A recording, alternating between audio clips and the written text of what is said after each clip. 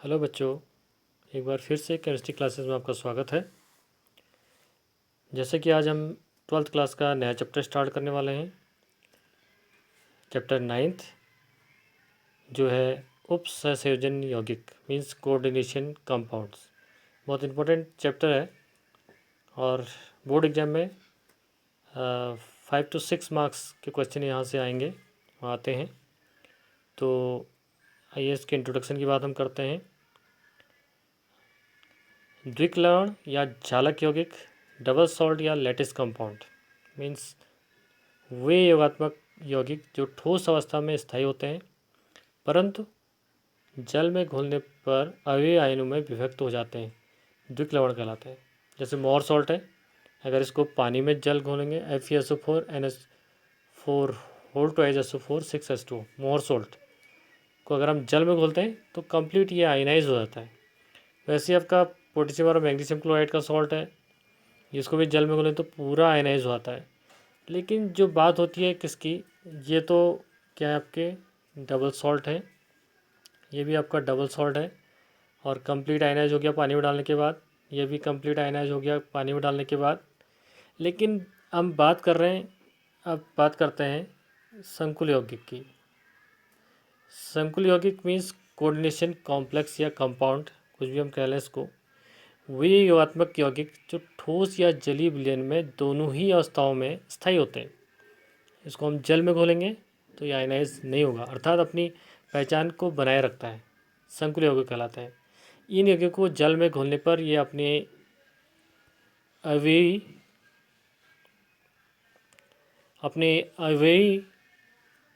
यौगिकों में या आयनों में, यौगिकों के आयनों में पूर्ण रूप से परिवर्तित नहीं होते। जैसे अब में दिखाई दे रहा है कॉपर सल्फेट, अमोनियम का कॉपर सल्फेट है। तो ये एक कोऑर्डिनेशन स्फीयर है जिसमें अमोनिया जो हमें दिख रहा है अमीन, ये लिगैंड के रूप में है और एक कॉपर सेंट्रल मेटल आयन के। तो यहाँ पे केवल सल्फेट आयन, केवल एक आयन जो एन प्राइमरी वैलेंसी, अभी मैं आगे इसको आपसे डिस्कस करूँगा प्राइमरी वैलेंसी और सेकेंडरी वैलेंसी। तो जो प्राइमरी वैलेंसी से जुड़ा रहता है सेंट्रल मेटल पे वो आयनाइज होते हैं। बाकी जो कोऑर्डिनेशन स्फीयर होता है, ये जो ब्रैकेट्स के अंदर आपको दिख रहा है स्फीयर के अंदर, ये कभी भी इसको हम पानी में डालेंगे तो ये डिज़ोल्व नहीं होता है। दूसरा उदाहरण हमारे पास है K4FeCN होल 6। तो ये भी कोऑर्डिनेशन स्फीयर है, लेकिन प्राइमरी वैलेंसी यहाँ पे क्या पोटेशियम आयन की है, तो पोटेशियम आयन आयनाइज होगा, जो स्फीयर के अंदर है वो आयनाइज नहीं होता है। तो ये खासियत होती है कोऑर्डिनेशन कॉम्प्लेक्स की या संकुल यौगिक की, तो इसको हमें पहचानना है। जबकि जो द्विक्लवण होते हैं, डबल सॉल्ट होते हैं या सॉल्ट होते हैं, वो कंप्लीट आयनाइज होते हैं, जो ऐसे आपको दिखाई दे रहा है, यहाँ पर आपको दिखाई दे रहा है, ये दिखाई दे रहा है। जबकि ये क्या आपके कोऑर्डिनेशन कॉम्प्लेक्स, तो ये हमें ध्यान रखना है। अब बात करते हैं द्विक्लवण एवं उपसहसहयोगी यौगिकों में अंतर क्या है और दोनों में डिफरेंसेस क्या है। डबल सॉल्ट जो द्विक्लवण जैसे हम कह रहे हैं, द्विक्लवणों का निर्माण दो साधारण लवणों से मिलकर या एक सममोलर अनुपात मिश्रित होने से बनता है। इन लवणों का अस्तित्व सिर्फ ठोस अवस्था में होता है। जैसे हम इसको पानी में डालते हैं मीन्स ये जलीय विलयनों में 3 प्रकार के आयनों में टूट जाते हैं। दो प्रकार के, दो धन आयन और दो ऋण आयन, 2 प्रकार के आयन में टूटते हैं। 3 प्रकार यहाँ पर लिख दिया गलत है, 2 प्रकार के आयन में टूटता है, धन आयन और ऋण आयन। इन लवणों में धातु आयन अपनी सामान्य संयोजकता प्रदर्शित करते हैं और संगठन लवणों की प्रकृति आयनिक होती है, मीन्स जल में घुलने पर ये अपने आयन्स में कम्प्लीटली टूट जाते हैं। अगर इसके अलग हम देखें, यहाँ पर देखिए उपसहसहयोगी यौगिक की बात हम कर रहे हैं, कोऑर्डिनेशन कंपाउंड की बात कर रहे हैं। तो यहाँ पर हम देख रहे हैं नंबर 1 पर हम देखें संकुल यौगिकों का निर्माण दो साधारण लवणों के सममोलर अनुपात से भी हो सकता है और नहीं भी। तो ये जरूरी नहीं है कि सममोलर अनुपात में ही हो। इनका अस्तित्व ठोस अथवा विलयन दोनों में होता है। जबकि हम देख रहे हैं इनका अस्तित्व, इन्हें जल में घोलने पर ये 2 आयनों में बदलते हैं, एक जटिल और एक साधारण आयन, या दोनों जटिल आयनों में। मीन्स जो प्राइमरी वैलेंस से कनेक्टेड होगा वही आयनाइजेबल होगा। जो स्फीयर के अंदर होता है मीन्स जो कोऑर्डिनेशन स्फीयर होता है वो कभी भी जल में नहीं टूटता, मीन्स वो आयनों में नहीं जाता। संकुल यौगिक में उपस्थित धातु आयनों की संयुक्ता पूर्णतः भिन्न होती है। इसमें आयनिक व संयोजक प्रकृति होती है। मीन्स इसमें कोऑर्डिनेशन बॉन्डिंग होती है। मीन्स जो सेंट्रल एटम होता है, जैसे हम करें कॉपर सल्फेट के साथ अमोनिया जुड़ा हुआ है, तो सेंट्रल एटम पे जो अमोनिया की अमीन की बॉन्डिंग होगी वो कोऑर्डिनेशन मीन्स एक कोऑर्डिनेट बॉन्ड बनेगा। मीन्स पूरा पेयर जो है डी कक्षक को कॉपर के डी कक्षक जो खाली वैकेंट डी ऑर्बिटल होते हैं उसको डोनेट करेगा और कोऑर्डिनेशन बॉन्ड बनाएगा। तो इसी को मैं यहाँ पे एक डायग्राम से समझाने की कोशिश हमने करी है। तो यहाँ पे देखिए, यहाँ पे जो कोऑर्डिनेशन कॉम्प्लेक्स है मीन्स संकुल यौगिक है, उसमें दिखाने की कोशिश करी कि जो आयनिक मंडल है K4 एफिशिएंस होल 6 को दिखा रखा है। Fe को केंद्रीय धातु या सेंट्रल एटम कहते हैं इसको, और जो Cn है यहाँ पे लिगेंड है। लिगेंड मीन्स जो डोनर होता है, मीन्स एक इलेक्ट्रॉन पेयर कोऑर्डिनेट बॉन्ड बनाने के लिए सेंट्रल एटम मीन्स केंद्रीय धातु को देता है। और जो होल 6 ये हो गया आपकी कोऑर्डिनेशन नंबर, उपसंयोजन संख्या। और एक संयुगी मंडल जो स्फीयर कहते हैं हम, कोऑर्डिनेशन स्फीयर, उसको संयुगी मंडल भी कहते हैं। अगर इसको हम परिभाषित करें तो इस तरीके से हम इसको उपसंयोजन सत्ता या समयोजकता या कोऑर्डिनेशन इंटेंटी को अगर हम परिभाषित करें, देखिए, जब यौगिक में उपस्थित धातु परमाणु अथवा धातु आयन से एक निश्चित संख्या में आवंटित आयन अथवा एक उपसंयोजक सत्ता का निर्माण करते हैं, इससे समय मंडल भी कहते हैं। ये वर्गाकार कोष्टक में रखकर इनको प्रदर्शित करते हैं। वर्गाकार कोष्टक जैसे आपको दिखा रखा है, COCl3 NH3 होल्ड पाइल, ये सब के सब किसके उदाहरण हैं आपके कोऑर्डिनेशन कॉम्प्लेक्स की। अब बात करते हैं केंद्रीय परमाणु जो सेंट्रल एटम होता है, इसमें जो सेंट्रल एटम की विशेष प्रॉपर्टी क्या है, ये सारे क्या होते हैं ट्रांजिशन एलिमेंट होते हैं, संक्रमण तत्व होते हैं। संक्रमण तत्व इसलिए होते हैं कि संक्रमण तत्व के पास क्या होते हैं, वैकेंट डी ऑर्बिटल होते हैं। तो ये संक्रमण तत्व की एक विशेष प्रॉपर्टी भी है, केवल संक्रमण तत्व ही complex compound means coordination compound बनाने की क्षमता रखते हैं। अन्य तत्व हम कह लें सोडियम पोटेशियम, ये कॉम्प्लेक्स कंपाउंड बनाएंगे नहीं। क्यों? क्योंकि उनके पास वैकेंट डी ऑर्बिटल्स नहीं अवेलेबल है। तो वैकेंट डी ऑर्बिटल्स या अर्धभरे डी ऑर्बिटल्स किसके पास होते हैं, संक्रमण तत्व के पास होते हैं। इसलिए केवल संक्रमण तत्व मीन्स डी ब्लॉक एलिमेंट ही कॉम्प्लेक्स बनाने में सक्षम होते हैं। यह हमें हमेशा ध्यान में रखना चाहिए। उपसंयोजन सत्ता में परमाणु आयन में जो एक निश्चित संख्या में आयनों या समूह की एक निश्चित ज्यामितीय व्यवस्था से परिबद्ध रहता है, केंद्रीय परमाणु या केंद्रीय आयन कहलाता है। जैसे यहाँ पर निकल क्लोराइड टेट्रा का निकल क्लोराइड, हम इसको नाम अभी नाम कैसे देते हैं वो भी हम बताएंगे। तो यहाँ पे निकल क्या है, सेंट्रल एटम है। FeCN6, यहाँ पे Fe क्या है, Fe आयन क्या है, सेंट्रल एटम है, मीन्स केंद्रीय परमाणु है। संकुल आयन या संकुल यौगिकों में उपस्थित केंद्रीय परमाणु आयन लुईस अम्ल की तरह व्यवहार करता है, क्योंकि इसमें इलेक्ट्रॉन डेफिशिएंसी होती है। तो जहाँ इलेक्ट्रॉन डेफिशिएंसी होती है और वो इलेक्ट्रॉन लेने में सक्षम होता है, इलेक्ट्रॉन लेने में सक्षम होता है, उसे हम लुईस एसिड के रूप में ले सकते हैं। अब बात करते हैं हम लिगेंड, बहुत महत्वपूर्ण है। लिगेंड क्या होते हैं बच्चों, इसको हमें ध्यान से समझना है कि लिगेंड क्या होता है। लिगेंड वे एक परमाणु या परमाणु का समूह है जिसके लिए हम समूह है जिनमें इलेक्ट्रॉन युग्म देने की प्रवृत्ति होती है, मीन्स इलेक्ट्रॉन डोनेट करने की प्रवृत्ति होती है। उससे हम क्या कहते हैं, लिगेंड कहते हैं। या लिगेंड को सिंपल भाषा में कहते हैं कि डोनर ग्रुप या डोनर एटम, डोनर ग्रुप या डोनर एटम। तो लिगेंड वह परमाणु है जो इलेक्ट्रॉन युग्म देता है, उसे दाता भी कहते हैं, डोनर भी कहते हैं। अब बात करते हैं लिगेंड के प्रकार, टाइप ऑफ लिगेंड। तो दाता परमाणु की संख्या के आधार पर लिगेंड को विभिन्न भागों में बांटा जा सकता है, क्योंकि डोनर प्रॉपर्टी के अकॉर्डिंग कितने डोनर एटम हैं। तो एक एकल दंतु लिगेंड, यूनिडेंटेड लिगेंड जिसे हम कहते हैं। यूनिडेंटेड लिगेंड मीन्स केवल जो एक पेयर सेंट्रल एटम को देगा, वह लिगेंड जिसमें केवल एक दाता परमाणु होता है, जो कि एक इलेक्ट्रॉन युग्म देने की प्रवृत्ति रखता है। एकल दंतुक या यूनिडेंटेड या मोनोडेंटेड लिगेंड उसे हम कह सकते हैं। इसमें CN, FCl, Br, OH2O, NH3, NO2, C2H5 N ये हो सकते हैं। ये 3 प्रकार के होंगे। ये भी क्या होंगे? 3 प्रकार के, उदासीन मोनोडेंटेड लिगेंड, एक दंतुक या ऋणात्मक या धनात्मक, उदासीन, ऋणात्मक या धनात्मक। तो आइए इनके उदाहरण देखते हैं। उदाहरण हमारे पास क्या है? देखिए, अमोनिया हमारे पास बेस्ट उदाहरण है, जिसके पास एक लोन पेयर है, आवेश उस पर कुछ नहीं है, मीन्स ये क्या है? उदासीन लिगेंड है। और इसको जो नाम बोलते हैं लिगेंड के रूप में, इसको बोलते हैं एमीन। एन इसमें डोनर एटम होता है। ऐसी वाटर H2O में ऑक्सीजन डोनर एटम होगा, इसमें भी आवेश कुछ नहीं है, जीरो, तो इसको बोलते हैं वाटर नहीं बोलते हैं, या एक्वा यहाँ पे हम बोलते हैं लिगेंड के रूप में। और यहाँ पे डोनर परमाणु क्या होता है? O होता है।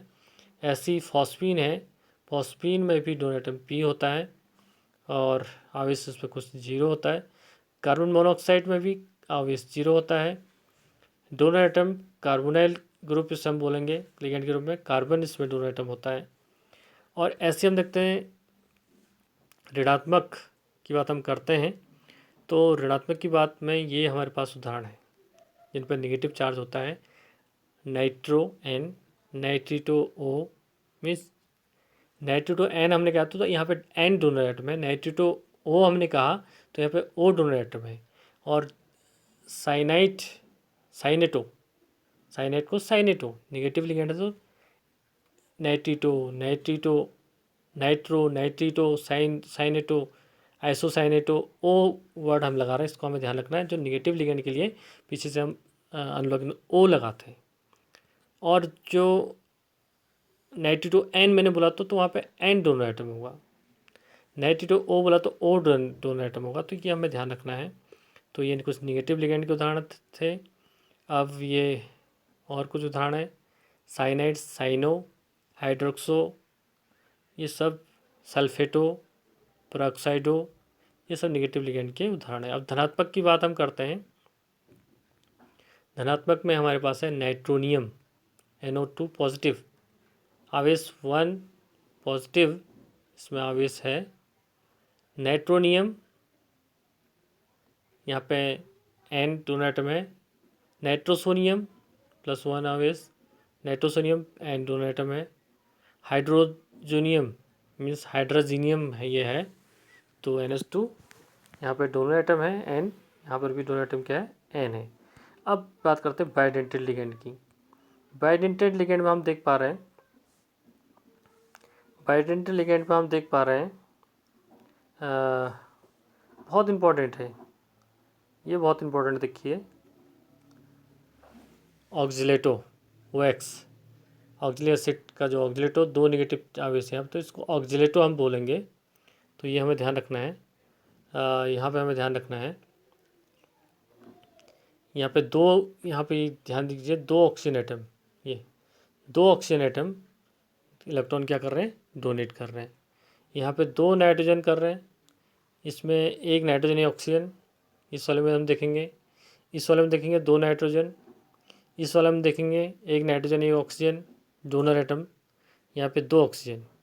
देखिए सब में हम देख पा रहे हैं कि इसमें क्या है, डोनर एटम कितने हैं, कौन कौन से हैं। यहाँ पे आवेश 2 था, यहाँ पे आवेश 0 था। इसमें इथाइल डायमीन या 1 two ethylene 1 two diamine, 2 bidentate ligand है, 2 डोनर एटम होंगे, दोनों नाइट्रोजन है। उसके बाद ग्लाइसिनिटो, ग्लाइसिन से ग्लाइसिनिटो, -1 आवेश है, यहाँ पे नाइट्रोजन या ऑक्सीजन आपका डोनर एटम है। तो इस तरीके से हम देखते हैं। अब चलते हैं आगे, देखिए ट्राइडेंटेड लिगेंड, त्रिदंतुक लिगेंड, वे लिगेंड जिनमें 3 दाता परमाणु उपस्थित होते हैं। डाइथाइलामीन, देखिए 3 है, ट्राइथाइल, सॉरी ये डाइथिल ट्राइमीन, डाइथिल ट्राइमीन, तो यहाँ पे 3 नाइट्रोजन इसमें डोनर एटम है। और 2 टर्पिडीन, इसमें भी 3 हमको दिख रहे हैं डोनर एटम। तो जितने डोनर एटम कनेक्ट होते हैं लिगेंड पे, उतने ही क्या होते हैं आपके, उसको हम मोनोडेंटेड, बाइडेंटेड, ट्राइडेंटेड, टेट्राडेंटेड, इस टाइप से हम लिगेंड को बोलते हैं। तो इसमें ये पेंटाडेंटेट लिगेंड है। और एक हेक्साडेंटेट बहुत महत्वपूर्ण है, हेक्साडेंटेट लिगेंड, इसको ध्यान से देखिए, EDTA। बहुत कॉमनली एग्जाम में कई बार इसका स्ट्रक्चर बनाने को पूछा जाता है। तो यहाँ पे देखिए, यहाँ पे आपको ध्यान देना है, यहाँ पे आपको ध्यान देना है, ये देखिए NH2 EDTA means ethylene diamine tetra acetate. तो ये एसीटेट ग्रुप है, 1 2 3 4, ये 4 क्या है, एसीटेट ग्रुप है। टेट्रा एसीटेट आयन हमने यहाँ पे लिखा है। तो चारों पे क्या ऑक्सीजन डोनर एटम है, और 2 क्या हमारे पास नाइट्रोजन है जिन पर लोन पेयर होंगे। तो 4 तो 6, तो 6 क्या हो गया हमारे इसमें, ये हो गया हेक्साडेंटेट लिगेंड। तो यहाँ से कोऑर्डिनेट बॉन्ड आपका बनता है, तो हमको ध्यान रखना है। तो ये भी कोऑर्डिनेट बॉन्ड बनाएगा, ये भी, ये भी, और ये भी, और ये भी, और ये नाइट्रोजन भी। तो कितने कोऑर्डिनेट बॉन्ड बना सकते हैं, 1 2 3 4 5 6, तो 6 कोऑर्डिनेट बॉन्ड बना सकते हैं। तो कोई भी सेंट्रल एटम अगर होता है ना, कोई भी सेंट्रल एटम होता है, तो जैसे हम देखते हैं एक सेंट्रल एटम M लिख लूँ मैं यहाँ पे, क्यों, सेंट्रल एटम सपोज मैं यहाँ पे लिख लूँ M, और कोऑर्डिनेट बॉन्ड इस तरह से इसमें बनते हैं, जितने लिगेंड होंगे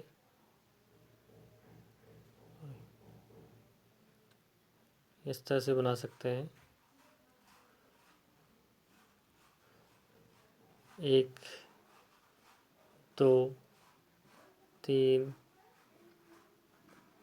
3 4 5 6, इस टाइप से लिगेंड इसमें सेंट्रल एटम पे आते हैं कोऑर्डिनेट बॉन्ड बना के।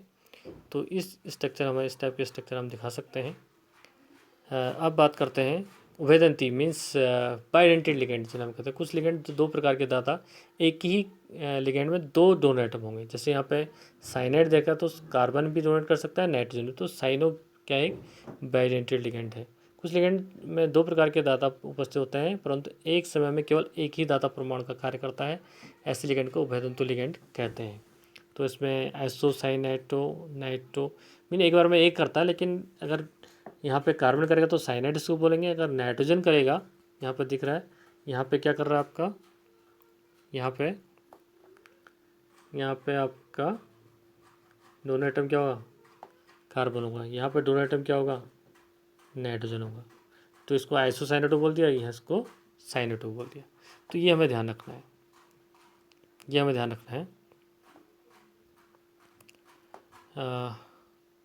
वैसे इसमें देखिए, यहाँ पे सल्फर कर रहा है, देखिए यहाँ पे नाइट्रोजन, आइसोथायोसाइनेटो और थायोसाइनेटो। जब एस कर रहा है तो थायोसाइनेटो, और डोनेट नाइट्रोजन कर रहा है तो आइसोथायोसाइनेटो। तो इस तरीके से हमें इसको देखना होता है। अब बात करते हैं चिलेट, बहुत महत्वपूर्ण है, चिलेट लिगेंड, बहुतंतु लिगेंड। यहाँ पर देखिए, बहुत ध्यान से इस डेफिनेशन को देखिए, कई बार किलेट करके भी शॉर्ट नोट आता है। तो शॉर्ट नोट किलेट जो वर्ड है, क्लॉ लाइक स्ट्रक्चर। जब एक हम कहते हैं हाथ का पंजा है, हमारा हाथ है, तो हाथ में 5 उंगलियां, अगर किसी चीज़ को हम पकड़ लें तो एक चिलेट फॉर्मेशन होता है। सपोज अपने हाथ में एक बॉल पकड़ लें हम, तो हमारी चारों तरफ से उंगलियां उसको क्या कर रही है, घेर रही है, तो उंगलियां अलग अलग नहीं है। तो इसमें जो मोनोडेंट लिगेंड तो चिलेट बना नहीं सकते हैं, तो बाइडेंटेड ट्राइडेंट टेट्राडेंट लिगेंड क्या बना सकते हैं, चिलेट रिंग फॉर्म कर सकते हैं। जैसे इस कॉपर में दिखा रखा है इथाइलिन डायमीन। देखिए यहाँ से क्लॉ लाइक स्ट्रक्चर बन रहा है, यहाँ भी क्लॉ लाइक स्ट्रक्चर बन रहा है। तो बहुतंत्र लिगेंड केंद्रीय आयन से अपने 2 या 2 से अधिक दाता परमाणु का प्रयोग उपसंयोजन बंध के लिए करता है। तो एक वलय संरचना मीन्स एक रिंग बन जाती है, साइड में रिंग संरचना प्राप्त होती है, जिसे हम क्या कहते हैं, इस वलय को किलेट वलय या लिगेंड को किलेट लिगेंड कहते हैं। तो यहाँ पे किलेट लिगेंड इस टाइप से हम बता सकते हैं। जैसे ऑक्जिलेटो है, ऑक्जिलिक, तो यहाँ पर भी देखिए पूरे एक रिंग बन रही है। यहाँ पे मैं डोनेट कर दिखाता हूँ आपको, यहाँ पे देखिए ये रिंग बन रही है, बाइडेंटिटी लिगेंड ये रिंग बन रही है। वैसे ही इसकी केस में भी, इसकी केस में देखिए यहाँ पर भी एक रिंग बन रहा है, बाइडेंटिटी लिगेंड दो, यहाँ पर भी एक रिंग बन रहा है। तो ये क्लेट मीन्स चिलेट लिगेंड में ये कंडीशन आती है, तो ये हमें ध्यान रखना है। अब बात करते हैं कोऑर्डिनेशन नंबर की। मैं थोड़ा बता चुका हूँ उसको पहले भी। किसी भी संकुल में धातु आयनों से सीधे जोड़ने वाले यौगिकों के दाता प्रमाण की संख्या उपसर्जन संख्या कहलाती है। मीन्स यहाँ पे जो सेंट्रल एटम पे कोऑर्डिनेट बॉन्ड बना रहे हैं उनकी संख्या जो होगी, लिगेंडों की संख्या जो होगी, उस संख्या को हम कोऑर्डिनेशन नंबर, जैसे यहाँ पे Cl6 है तो 6 कोऑर्डिनेशन संख्या क्या होगी, उपसर्जन संख्या 6 होगी। तो यहाँ पे NH3 होल 4 है, 4 लिगेंड बन रहे हैं, तो यहाँ पे 4 लिगेंड डोनेट कर रहे हैं, तो यहाँ पे 4 होगी संख्या। ऐसे यहाँ पे 6 होगी, यहाँ पे 6 होगी। तो इस तरीके से हम दिखा सकते हैं। तो इस तरीके से कुछ संरचना है, अष्टफल की संरचना इस टाइप का हम दिखाएंगे। ये कोऑर्डिनेशन 1 सॉरी, जैसे हम यहाँ पे दिखा दें, इसको मैं दिखाना चाहूँगा। देखिए एक कोऑर्डिनेट बॉन्ड 1 2 3 4 5 6, तो 6 लिगेंड इस तरह से कोऑर्डिनेट बॉन्ड बनाएंगे, तो ये अष्टफल की होगा। तो यहाँ पे देखिए 4 1 2 3 4, तो यहाँ पे वर्ग समतली स्क्वायर प्लेनर जो हम कहते हैं, स्क्वायर प्लेनर की बात हम यहाँ पे कर रहे हैं। वैसे यहाँ पे चतुष्फल की में ये दिखाई दे रहा है आपको। इस तरीके से ये स्ट्रक्चर आपके हो सकते हैं, लेकिन कॉमनली जो कोऑर्डिनेशन कॉम्प्लेक्स होते हैं वो square planar, mostly square planar और अष्टफल की। बहुत कम आपको टेट्राहेड्रल देखने को मिलते हैं, और केवल 2 कॉमन है, अष्टफल की और वर्ग समतली में स्क्वायर प्लेनर। और ऑक्टाहेड्रल कॉम्प्लेक्स हमें बहुत कॉमनली मिलते हैं। तो इस तरीके से आज इतना आप देखिए। आप मुझे आशा है आपने इसके नोट्स तैयार कर ले होंगे। अगर आपने नोट्स तैयार नहीं करे तो ये बिल्कुल नोट्स ही मैं आपको समझा रहा हूँ, इसमें आप बहुत बढ़िया नोट्स तैयार कर सकते हैं। फिर कल मैं इस पर बात करूँगा उपसंयोजक यौगिकों का नामकरण, तो इस पर हम कल बात करेंगे। आज आप इतना ज़रूर देख लीजिए, आप चाहें तो शॉर्ट स्क्रीन ले सकते हैं। ये है आपके आयनिक स्फीयर, और ये स्ट्रक्चर है आपके, ये स्ट्रक्चर पॉसिबल, लेकिन 2 कॉमन है, ये स्ट्रक्चर और ये स्ट्रक्चर कॉमन है, और ये बहुत कम नहीं मिलता, और ये तो मिलता ही नहीं है। तो ये ध्यान रखिएगा। तो आज के लिए इतना काफ़ी है। Thank you very much.